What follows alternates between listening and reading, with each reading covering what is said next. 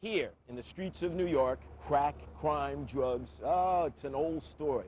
But recently, all across America, there's been an explosion of violent crime. Americans, sick and tired, have begun to organize, and they've decided they're fighting back.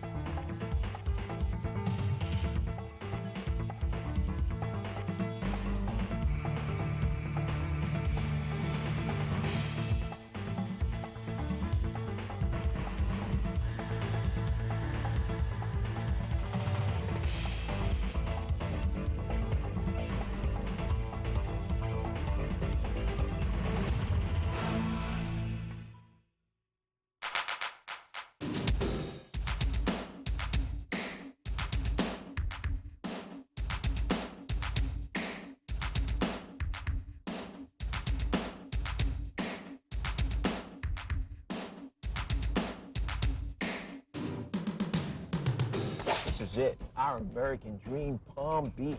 The fancy shops, the expensive cars, the sheltered lifestyle. But just a minute from here, over a bridge, across an inlet, the bars on the windows, the locks on the doors. You don't find no Gucci shops in that Palm Beach. We're gonna show you West Palm Beach.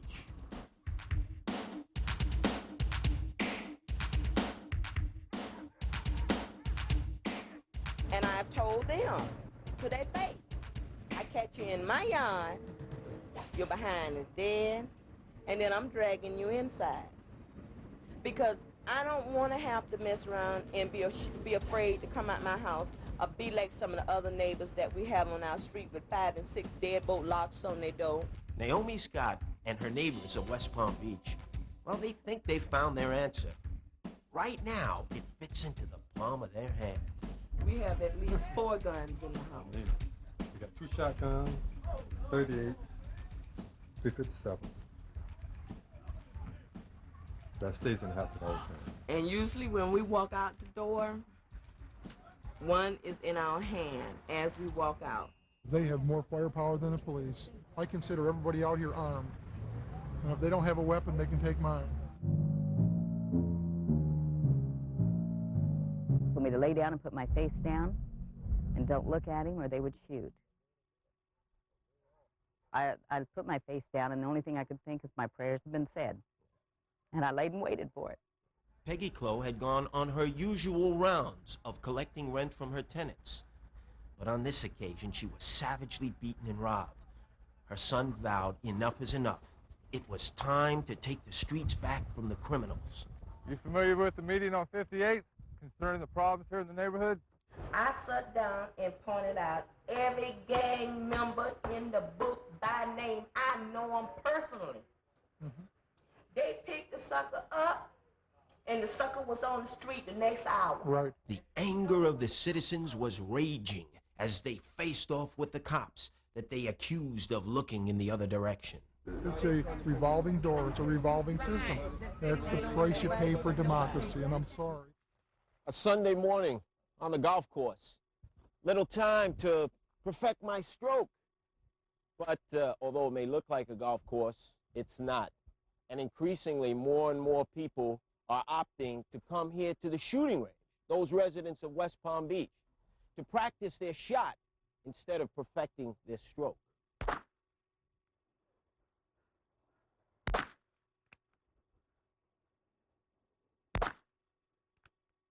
I'm hurt, I'm angry. I was more vulnerable maybe than I am now. But I don't want anything like that to ever happen again.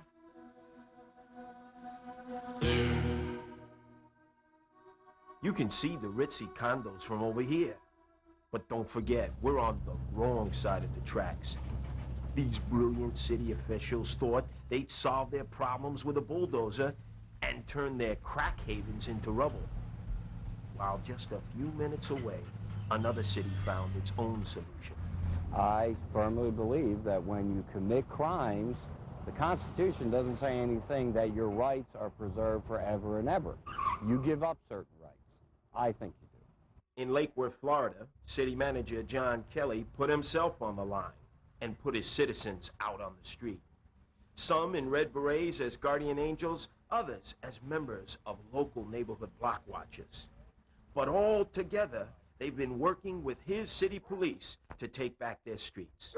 Well, we've seen it. There's still a few scallywags around. But what did it used to be like? Tell us. Any particular night, you could take any of these intersections, and it was like a regular drug strip. People just coming by, picking up their drugs, going away. We did a lot of operations on the part of the police department, and finally, with the support of the Guardian Angels, they got the neighborhood organized.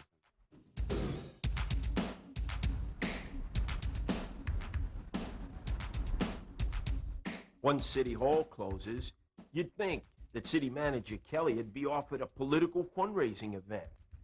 But instead, he hits the streets and walks the beat with a community patrol.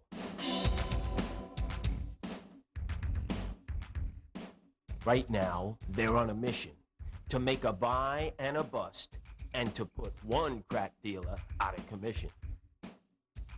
I mean, this is where it's happening. The beehive, the nest. The crack dealer's delight.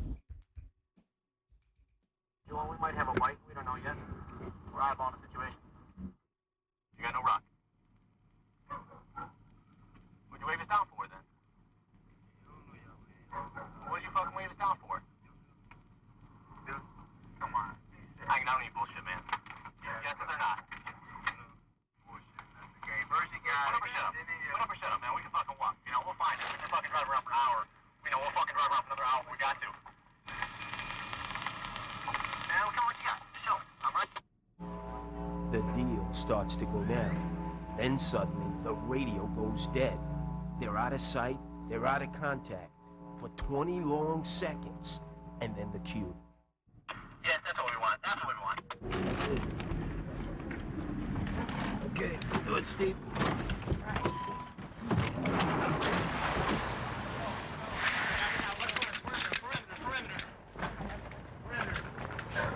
Watch perimeters, watch perimeters. Bingo. Yeah, what do you got? Bingo, he just dropped it over here. I don't have no dope, man. Yeah, I know it's over here. We got it. I don't have no dope, though. All I right. don't have none on me. All right. Oh, my man, I thought you said you didn't have no rocks. I don't have no rock. What's this, Bubba? I don't have no rock. No, That's bro, not let me tell you mine. something. I told him I'd take Seize it cash. back off. Shut up. I don't have no money. People here don't want none of this crap in this I don't- neighborhood. I don't Shut have up, no shut up and listen. You got it? Get your lesson well. Hey, we'll take all the help we can get. You know, we have some serious problems here. You know, we were rated #1 in the nation in crime per capita of 100,000. Fun in the sun, lotion at the ocean, and here the beautiful beaches and lifestyles of the rich and famous. And here we are in a county that's been taken over by crack cocaine.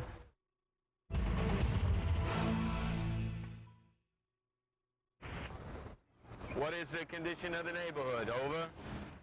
He's been shot at, stabbed, had his graffiti-covered van blown up on the streets of New York. But the violence doesn't stop Curtis SLIWA and his band of citizen soldiers. They're fighting back from the front lines of the drug war. Be alert. It's going to be dangerous at times. We raid those crack houses. You got to be on the money.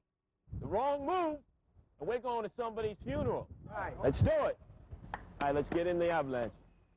The Angels date back 10 years. SLIWA, then night manager at a McDonald's in Brooklyn, was tired of seeing the parade of victims of street violence stagger through the Golden Arches.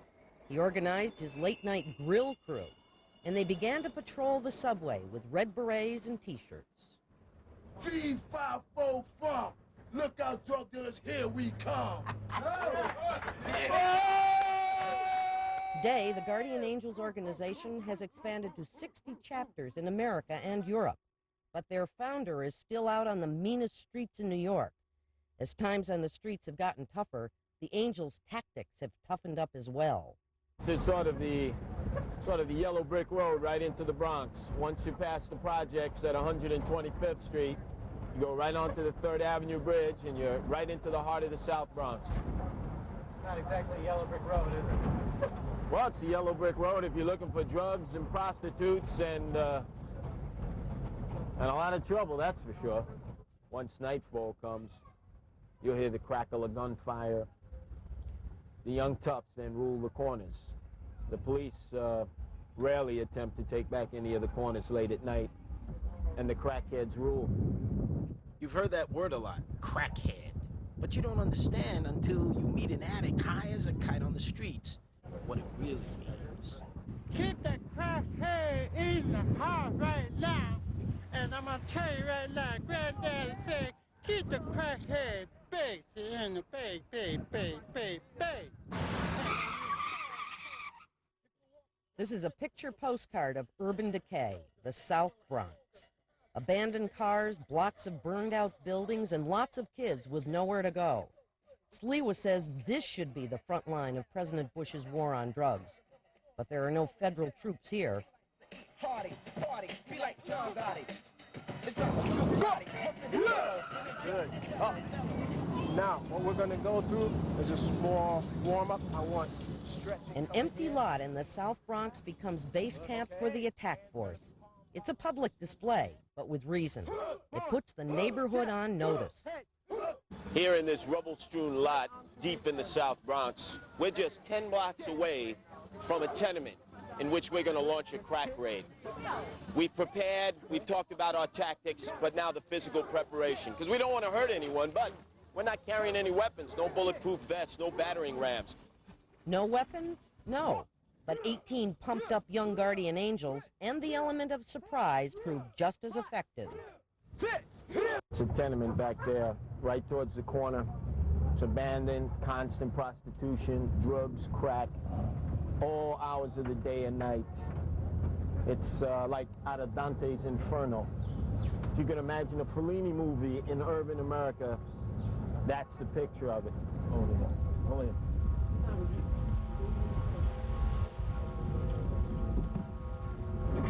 Hold up. Yep. Let's do it. There are rarely guns inside a crack house, SLIWA says, but that doesn't mean there isn't any danger. It comes instead from a loose pit bull or a dirty hypodermic needle infected with AIDS, or the unknown. Down. Yo, now what were you doing in that building? What are you doing in this building? You're smoking crack, you're selling crack, and you're hooking. You know how many complaints we've had about this building from the people in this community? They're tired of seeing this crap go on. They're tired of seeing crack, crime, and hooking going on. Now, we're going to keep hitting this building until you get the message. Now, wait a minute. Where do these people get the right? Who are these self-appointed defenders of the law? This kind of stuff makes the Civil Liberties Union crazy. But SLIWA insists he's exercising nothing more than the rights of any citizen. And not surprisingly, the neighbors side with him. Tell me what you think of all that. Great. I think it's fantastic.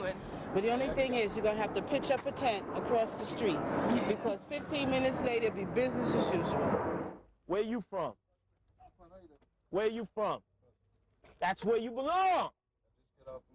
Yeah, just got off from work. To smoke crack, right? I'm looking for my sister. Looking for your sister. What would your sister be doing in a building like this? She smokes. Yeah, smokes, hooking. Where you live? SLIWA says junkies aren't the center of the problem. It's the dealers who set up shop just a few blocks away on the corner of Bryant and Longfellow, the third most dangerous spot in New York City, with the highest AIDS infection rate due to drug use. It's a 24-hour drugstore, and it's about to be put out of business. Let's go! Rambo, you stay outside! Yo, I want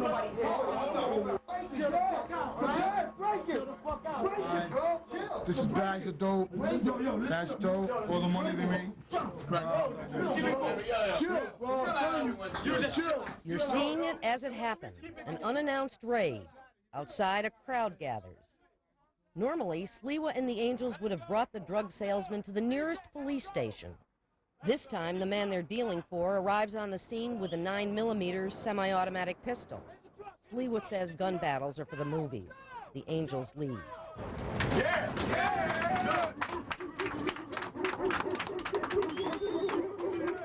The raid nets the Angels drugs, money, and the dealer's little black book.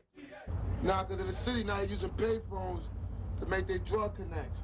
As you see, it's written on it, payphone in the Bronx. 3853 Bronxwood Avenue. Baby pictures, little kids. Now he think he's doing good for his family. But when he gets locked up with the rest of the mutants, the rest of the scum, the slime bags in the city, what's gonna be made of his children? The utmost irony. A dealer of death with a pocket full of Polaroids of his proud family. Yet every day someone else's children die on the junk he sells. But these drugs are going down the drain. Look, this is what the children of America die for. No! This is what the people of America kill for. This is what's destroying our nation, crack cocaine and dope.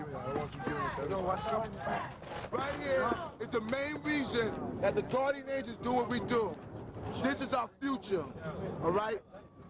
When we lead them this way, maybe this damn country have a chance of surviving. But right now, our children, our future is in a trap death. So now we brought especially here, especially to the South Bronx, to show these children that drugs, crack, crime is not the way to go. That's right. Kill all right? Hey, you don't get mad. We don't care. Say hi. We're patrolling on your block. We're patrolling on your block. Ain't no sense in being a rock. Ain't no sense in being a rock. We're patrolling on your block. We're patrolling on your block. You've probably heard this story before. It may even be your neighborhood. Citizens fed up with drugs take to the streets to fight back. But Gail Podrazic's story is different. When she and her neighbors organized to fight drugs, they didn't figure they'd have to go to war and fight City Hall as well. A lot of lip service, and yeah, we're studying it, we're investigating, everything's under control. Well, while the public officials are telling us everything under control, we got 13 shootings up here. 13 shootings in the all-American city, Schenectady, New York. In the Hamilton Hills section, hard-working immigrant parents once raised their children in peace. Now those same families are locked in behind their doors. You see what happens when you live on streets like this? How'd that happen? Huh? How did it happen? I got hit in the head with a bat. That's how it happened. Wow. As her neighborhood disintegrated, Podrazik was determined to hold her ground. She founded Clean Sweep, a community patrol that at first seemed like it could rally neighbors to clean up their streets. Podrazik was determined to keep her home safe for her 4 children. 25 Steuben. 25 Steuben, notorious house. So this was the crack house. Yep. And it's closed down now? It's been raided several times, and it is closed down now. As the war escalated, she found herself living under siege 24 hours a day. Her role as leader of Clean Sweep made her a target. After a bomb destroyed the inside of her car, she feared that not even her own home was safe.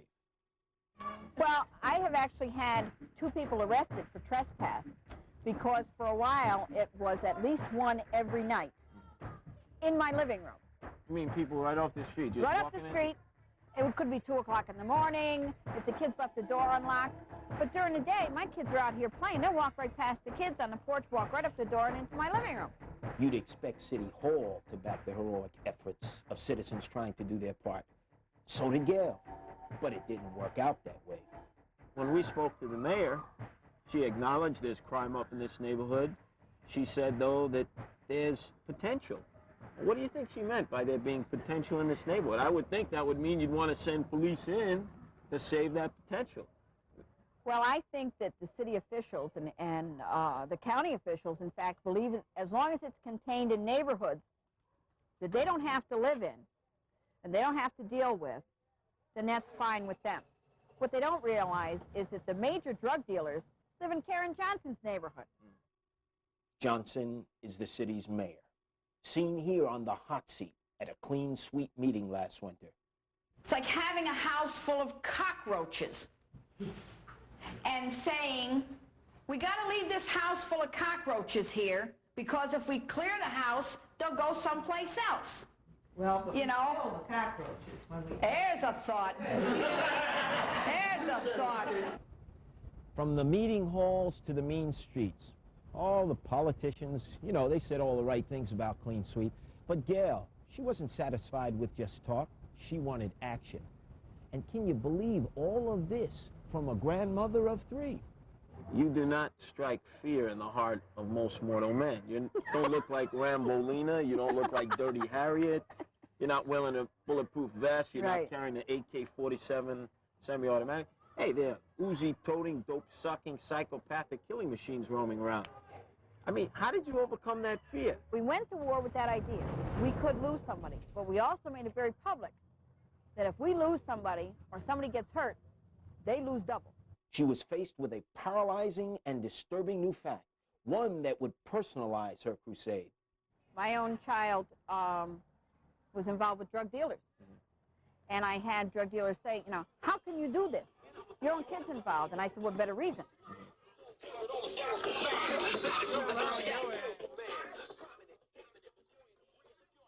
She refused help. And then I gave her a choice. Either you do what you're doing and totally accept the responsibility, or you do what I want you to do, and you live here. She chose the other way, and I have basically disowned her. Her daughter, swallowed up by the drug trade, has Podrazik more determined than ever to fight the deadly epidemic that's consumed her neighborhood and family. But she has a new target, City Hall. The police make the arrests, the district attorney plea bargains, and the judge lets them out on probation. We have to make the officials as uncomfortable in their nice neighborhood with the birds singing as we are over here. Clean Sweep went to the other side of the tracks to picket the affluent homes of politicians and lobby the neighbors of judges, prosecutors, and even Madame Mayor herself. Gail Podrazik won't be satisfied until the DA is out of office. Still, she and her group pay visits, sometimes to beehives of drug-dealing activity, other times to the suburban homes of their local officials. So when you first came past this building, obviously a supermarket of drug activity, I mean, how did these customers and dealers take to the fact that citizens didn't want them in the center?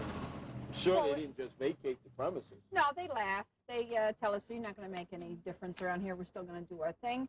And basically we say, you do your thing, we'll do our thing, and we'll see who gets out first. And they're gone, and we're still here. If you're fed up watching your neighborhood go down the tubes, hey, put that beer can down, turn the boob tube off, and get together with your neighbors and go out and take that street back. You know, it didn't make Gail the most popular gal on her block. But are those Uzi-toting, dope-sucking, psychopathic killing machines leaving her neighborhood? You better believe it.